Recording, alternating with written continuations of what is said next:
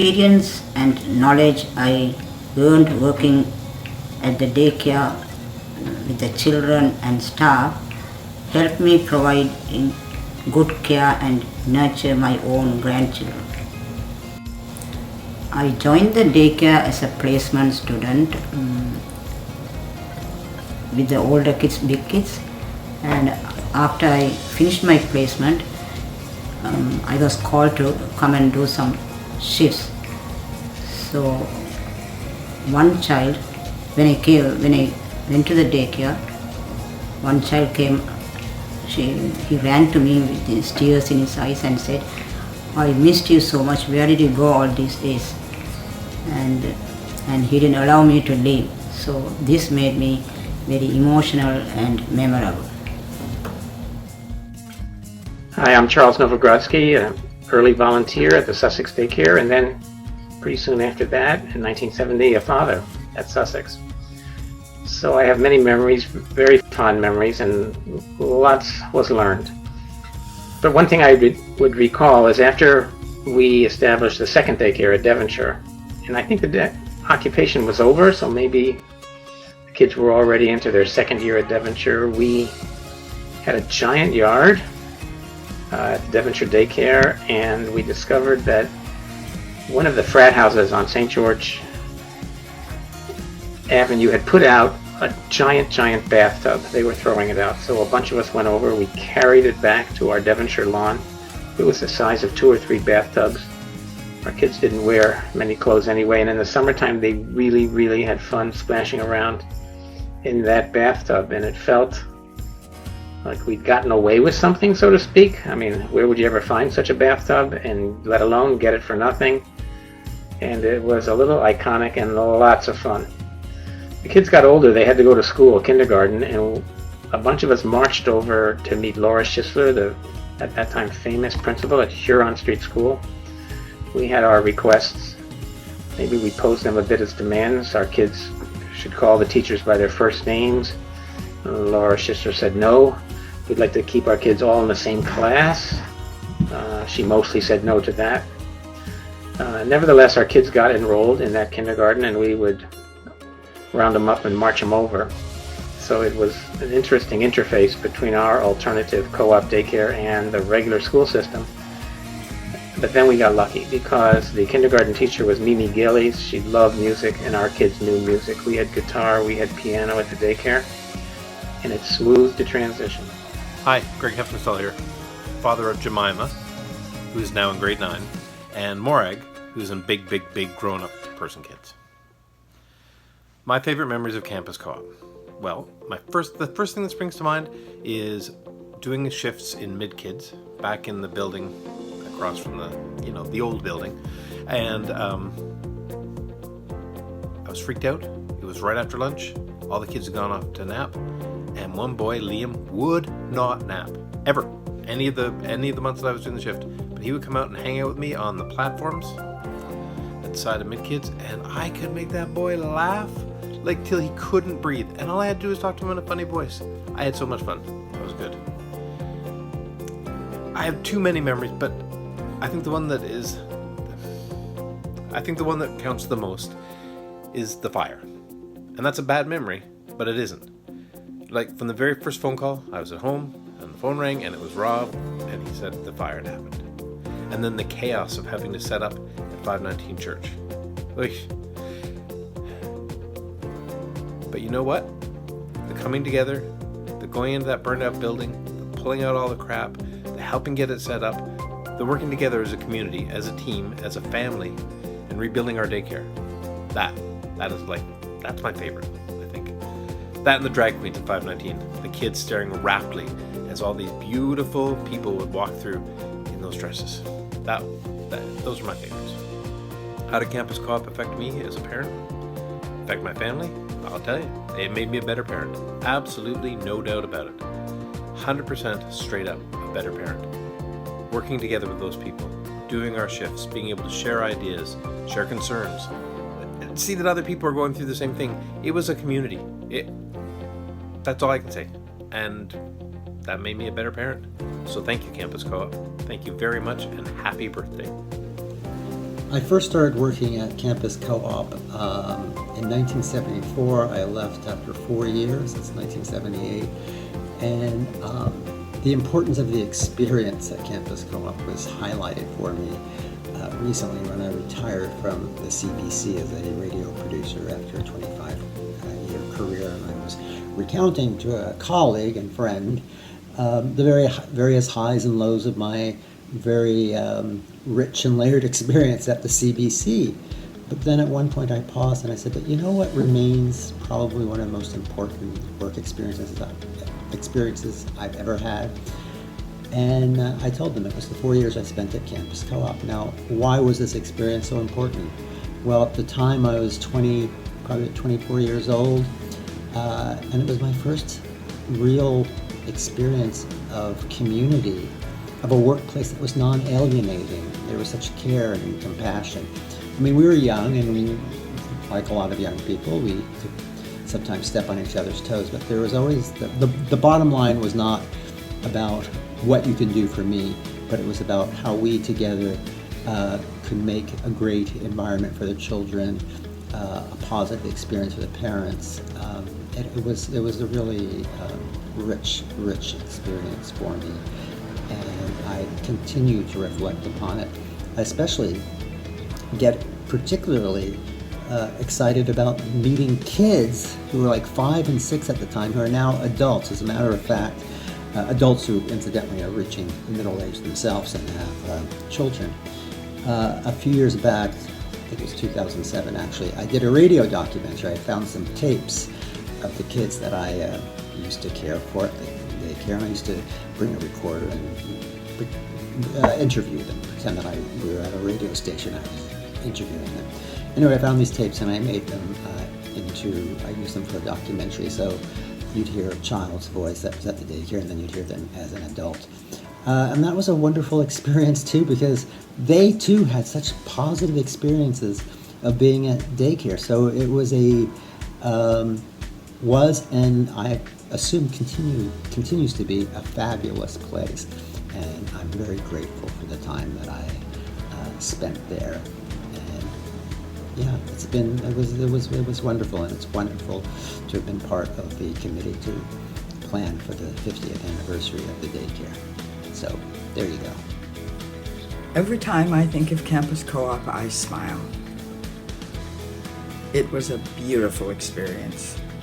I first went into Sussex when it was about 3 months old and had the opportunity to do what I love the most, spend time with babies. It was fabulous. And then the babies turned 2 and we needed a new place. The university wasn't willing to give it at the moment, so we marched ourselves in there, set up a daycare, and occupied the building. As we went in and out, we were handed notices from very nice police. There was never any problem with them, but we had trespassing notices that we were violating the law and would be probably prosecuted. So that was kind of fun.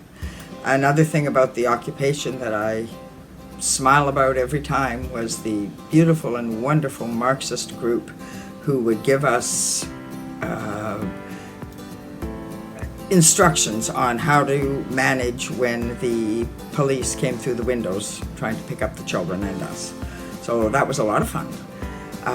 The daycare center, I learned so many songs for children, and I have been singing them ever since. I've been involved with children from that time on, and I have sung those songs thousands of times. I remember sitting in the nap room at the daycare center, patting backs and singing and singing. It was fabulous. I remember the food, which was wonderful. Everybody was so interested in having positive, wonderful, non-chemical, natural food. Learned how to make coconut peanut butter balls, which I've used ever since. Music was a huge part of the daycare center. There were always guitars and singers, and it's always what I think of again when I think of the daycare center, music. I remember all the children's music, and for the adults, I remember us just rocking to Jimmy Cliff and Bob Marley and Neil Young. It was spectacular. Those songs again still bring me back to daycare memories. I learned amazing skills and confidence in myself. I negotiated with the University of Toronto with the rest of the team. We got a 10-year lease and a wading pool. So that was pretty wonderful. It gave me a lot of confidence in myself and my ability to carry on. I loved the children. Everybody loved the children, and that was such a wonderful thing. They were a joy to us all, and I remember them so clearly, their voices, their laughter, they were just wonderful. I also wanted to say that Jason and Hamish had a wonderful time at the daycare center, and as many of you know, Jason passed away when he was 22. While he was younger, and at the beginning when he was at the daycare center, he had a heart operation, and all the kids formed a circle and sent positive thoughts to him, which I think worked because he got through that one and the next one and the next one. But then when he was 22, he was done, and he passed away. So the support and the comfort and the joy I got from people at the daycare center around that was phenomenal. And Kirsten spoke at his memorial. That will remain in my heart forever. So, thank you. Everyone, so we're here to do our tribute to Campus Co-op Community Daycare Center. I am Brandy Light Davis, Kirsten Agnew-Weiler, Melanie Castleman, and Heidi Davis-Spinks. So first we thought we would start out with a few funny memories that often come to our minds when we think of Campus Co-op.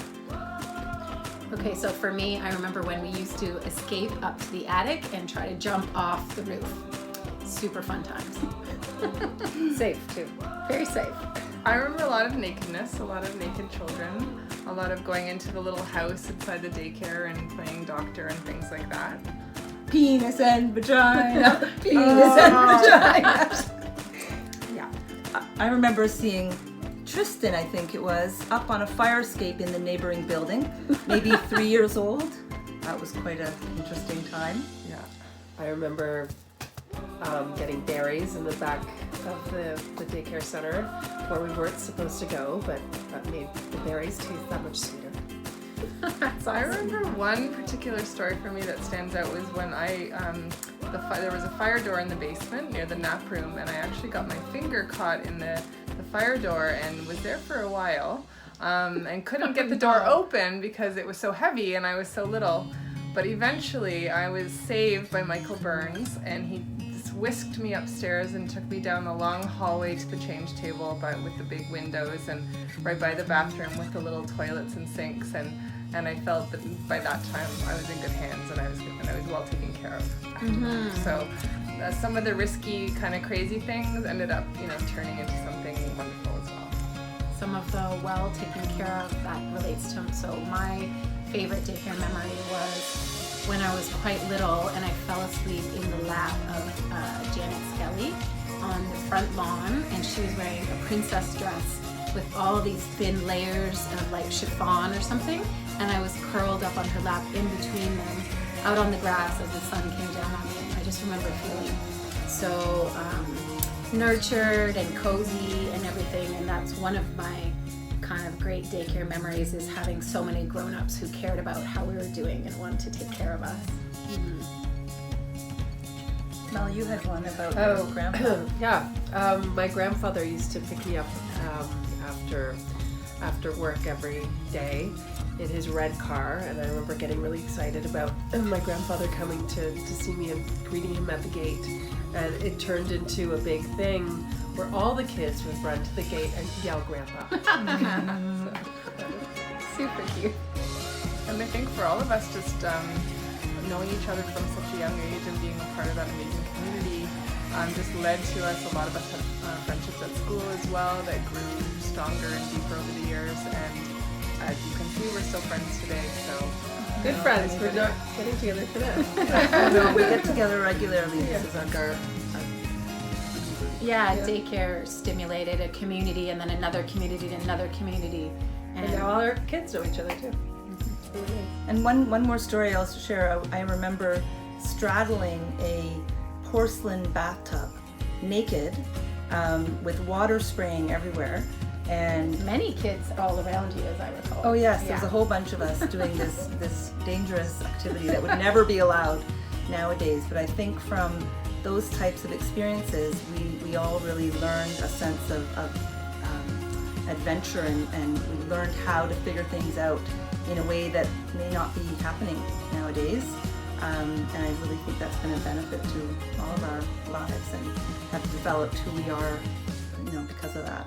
I think we all felt really respected as little people and really well loved by a lot of different adults, and that was a good foundation for us for sure. So much appreciated. And I love the peanut butter balls. And the cornbread. And the cornbread. Okay. Bye. Hi, this is Carolyn Skelly. I waited until the last hours before I do this. I'm a self-proclaimed technophobe. And I did write something that I'm hoping will be on the website. It was something I wanted to take some time to talk, to share my memories about. But I think the thing that stands out in my mind now after the reunion is all the different opportunities there were to not only share, the best of our memories, but actually to do some what I would refer to as healing from some of the times, that we might have experienced that were hard for us. And I think the thing that also stays with me is that we were doing something that I think is absolutely monumental and revolutionary. And that is to behave with each other in a democratic way. And when I look around and see, politically what is happening to a lot of democracies, I think our little microcosm was very courageous, and it taught me many things about the process of decision making and putting our minds and hearts together to do the best for the children in our care. So I'm impressed. I'm impressed with us all, and I stand by today the same principles that we operated from at those years ago. And I was involved from my best. I think this is true. 1971 is when I took the women's studies course at U of T and found out about Sussex. And I volunteered for a couple of years, and then I was hired in 73 as a coordinator at Sussex, became a parent in 74, and then my son Kanya was in Devonshire in 76. So probably till 77, I'm that's my best guess. And I saw us move from event to event, and I'm very proud of us all. I hope you'll read what I wrote. I don't know where to find it. I've been looking so far, but I haven't seen it. But those are really my memories, but I wanted to say this. Thanks a lot. Hey, hi everyone. I have so many good memories. It's kind of a big blur, but so I'm Carolyn Darkangelis, and my daughter is Marlena Darkangelis, Black, and she spent from age 1.5 to age 6 at the daycare. And I think my favorite memory is really just coming to pick her up and seeing big smiles on the kids' faces when they were outdoors. And I also really loved meeting all the parents. I thought the food was great. So I just have this warm, fuzzy feeling inside for the most part, when I think about the daycare, and I just very appreciative of what everyone did over the years to make it such a great space. Okay, sorry I can't be there in person. I'm living in St. John's, Newfoundland right now, and Marlene is in grade 7. This is Maria Garrick. Happy 50th anniversary Campus Co-op. You've been an amazing source of inspiration for me. I've learned a lot from you. I've met great people, great food, great potluck. I think this daycare deserves to be honored. It's a trailblazer. It has established and set examples for how children should be raised, how families and parents could work together for the betterment of the children. Happy anniversary. And my children, Michaela, Zaid, and Rashley, they had a grand old time. We've met lasting friends, lasting relationships formed. I've learned a lot about politics, talk about political action, Campus Co-op, those great marches down to Queen's Park to ask for affordable daycare and more subsidy. Way to go, Campus Co-op. Happy 50th anniversary, my dear. Tribute. My earliest memory of Campus Co-op Daycare is when I was about 2 or 3 years old, and I went there with my mom. I can remember my mom's Pat Schultz. She was an activist in the childcare movement for many, many years. And my memory is of going to Campus Co-op and wanting to play with hammer and nails in the carpentry section of the daycare, and they were real hammers and nails, adult size. And some guy there, I guess he was one of the parents, who was a hippie, because all my daycare teachers were hippies, saying to me, go ahead, use the hammer and nails. And even thinking at that time, at the age of 3, really? You're going to let me use hammers and nails all by myself? And they did. And the reason they did was because they thought that kids could manage and make decisions for ourselves, and with a little, guidance and a little coaching, and a little bit of supervision, we would be okay. So it was completely the opposite of helicopter parenting that I think a lot of kids experience today. And it meant that we had a lot of confidence in ourselves at the end of the day, which I think was really good and influenced me for the rest of my life. The other thing that I remember is a very different memory many years later, when I was in Nicaragua, and I was actually staying with El Salvadorian refugees on a farm in Nicaragua, and I had gone there to do international solidarity work to learn how to speak Spanish. And I ended up on this farm with about 4 El Salvadorian refugee families, and it wasn't a big space. We had one big room that we were all sleeping in with beds and hammocks and stuff, and another room that was a lean-to kitchen. And the thing that I remember is that the kids had a really hard time, and sometimes at night they couldn't sleep. They had been terrorized, I think, in El Salvador, and so they couldn't sleep at night. And there was one kid in particular who couldn't sleep, and he was crying at night a lot. And I remember the first couple of nights thinking, as I was trying to get to sleep myself, like, why doesn't his mom get up and pick him up and make him feel better? And then falling asleep. And about the third night that this was happening, I remember not falling asleep and thinking to myself, like, what are you saying that this kid should, like, why are you calling or waiting for this kid's mother? Like, get up yourself. You know perfectly well that you're capable of getting up, and that, this kid is just as much your responsibility as anyone else's. Get up and get this kid and make him feel better and help him get back to sleep. So I did. And I got up and I picked him up and I put him across my chest. And I fell asleep, feeling kind of good about myself, because I had remembered my daycare route. And I woke up in the morning covered in pee. And I really love that memory, because it really reminds me of what we were taught in daycare, which was that every kid was our responsibility, and it just wasn't in our nature to pass the buck off to someone else. And I kind of feel like I had strayed away from that, and that experience brought me right back to what I had learned at places like Campus Co-op.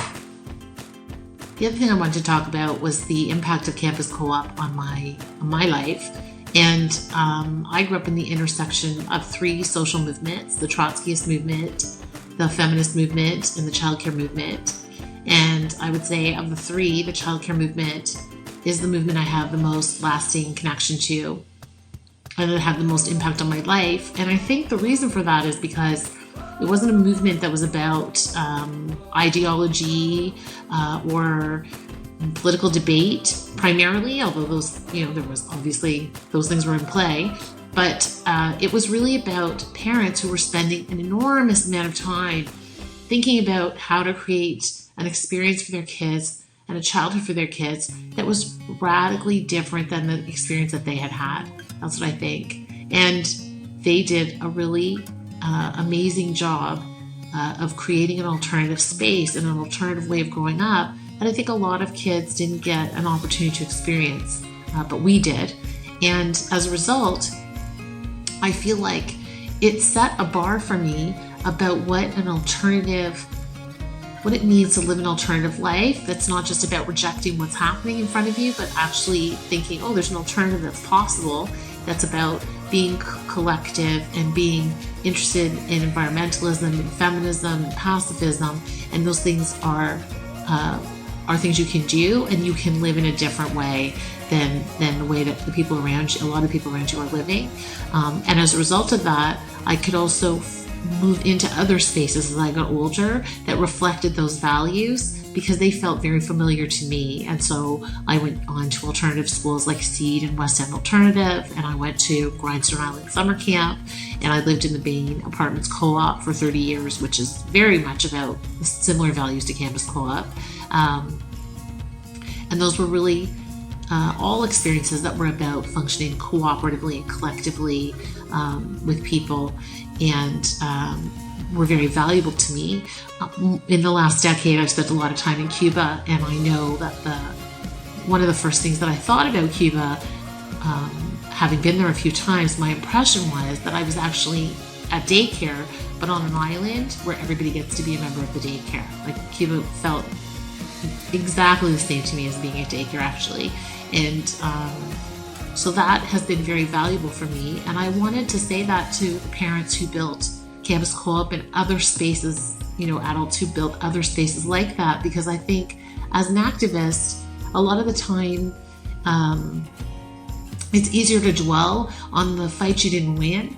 And I'm not sure if everybody really appreciates, who's engaged in activism really appreciates the kinds of alternative spaces that were created and how much their efforts did pay off to create alternative spaces that weren't about capitalism and that weren't about alienation, where kids like me and the kids I grew up with could feel good about ourselves in a really lasting way that's had an impact on us for the rest of our lives. And so I really want to say to everybody involved in campus and the childcare movement, thank you for that, because it's been a huge positive influence in my life, and I really appreciate it. Favorite memory is during the occupation.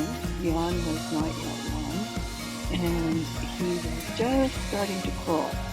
And it was an evening when there were people sitting on the floor lining the walls, many people, lots of kids running around, and Jan started at one end of the room thinking about crawling, and one of the coordinators got on her hands and knees in front of him, started crawling backwards and encouraging him, and in no time the whole room was going, "Go, Jan, go!" And he crawled a very long way for a first crawler. So it was terrific. My other favorite memory is the night Michael Kaufman stuck his head in the window and said, "I'm an old mole. We've voted to support you." And we all freaked out because we were Campus Co-op changed my life in really wonderful ways. And I like it. Take care. There was so much support from all the parents in helping with childbearing. There were more than a few single parents, which I was, and that was particularly helpful.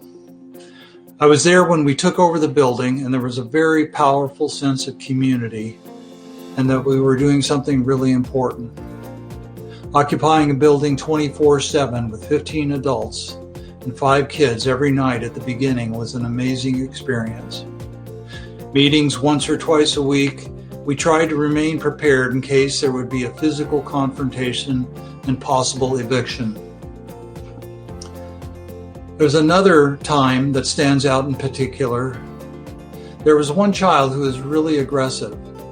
We talked about how to deal with his behavior at meetings, but nothing seemed to work. There was talk that the kids should physically fight back to protect themselves. Several of the mothers felt strongly about this because they didn't want girl children to be battered. We decided as a group to tell the kids that they could protect themselves. Belinda was the tallest, maybe 8 inches taller than the aggressor. One day during nap time, only Belinda and this kid were playing outside.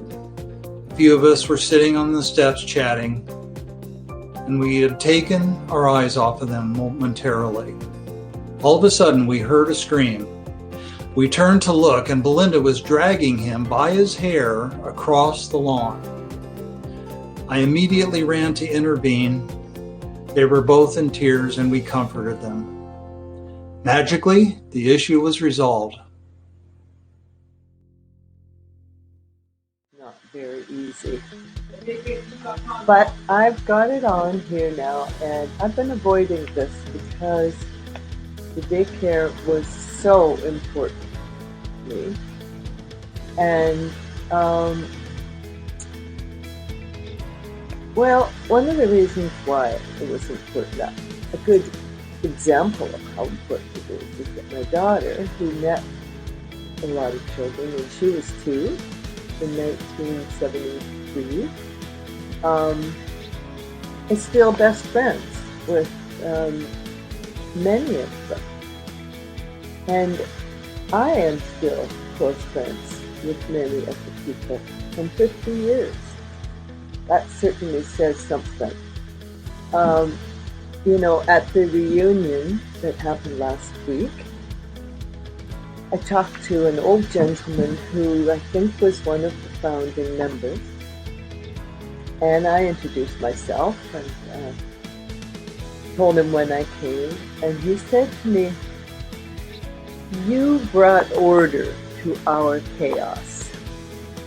Now, I didn't know how he knew that or what he meant exactly, but when I thought about it, I realized that in some ways that was true because I became a coordinator there in 1973, and on one of my first days there, I went down to the basement where there was a desk.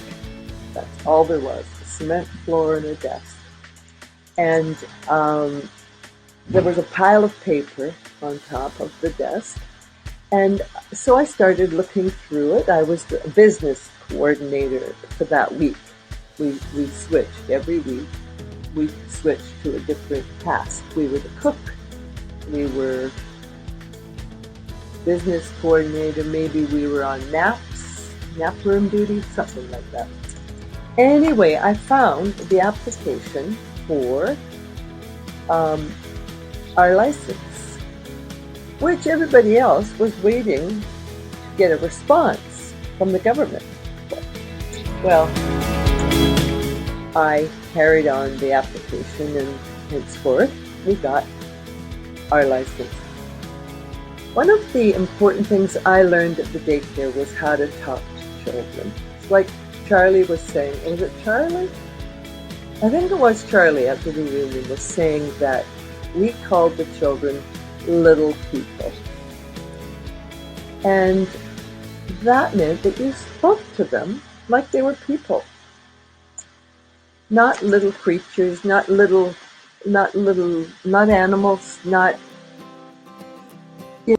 it was really valuable to me to talk to a child like they were a person. And the same thing was true when I went to, after I left the daycare, I went to an alternative school, not campus co-op, Alpha. And there we talked to the kids like they were people. I learned that we were all equal. Kids, parents, staff. Everybody was equally valuable. And it wasn't, Shiloh, I'm just on the video here. my grandchild just came home. His mother, this child I was talking about when I came to the daycare in 1973. And this boy just came back from university, 3rd year, named Shiloh, and he did the logo for our 50th anniversary. I'm very proud of him. So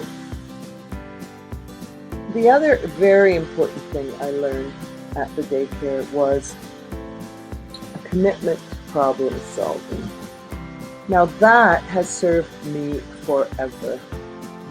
It's not easy all the time, certainly in my own relationships, but at work, at the daycare, and at Alpha, we all had the commitment to problem solving. Now, what could be a more important concept to learn? A commitment to problem solving. Admit that if you have a problem, you solve it. If you can't, you keep trying. And that's why this daycare has been around for 50 years.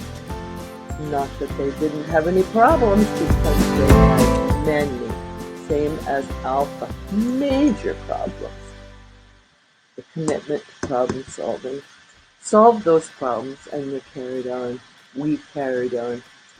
So I think when I look at kids, our little people that grew up, and seeing them at the reunion, you know, I'll bet you they are great problem solvers, and they're going to save the day, maybe, of this planet. And I'll just finish by saying that my favorite sign on Friday at the Climate Change March was a child holding a sign, and it said, "Please save my planet. I keep all my stuff there." I love it. Thank you.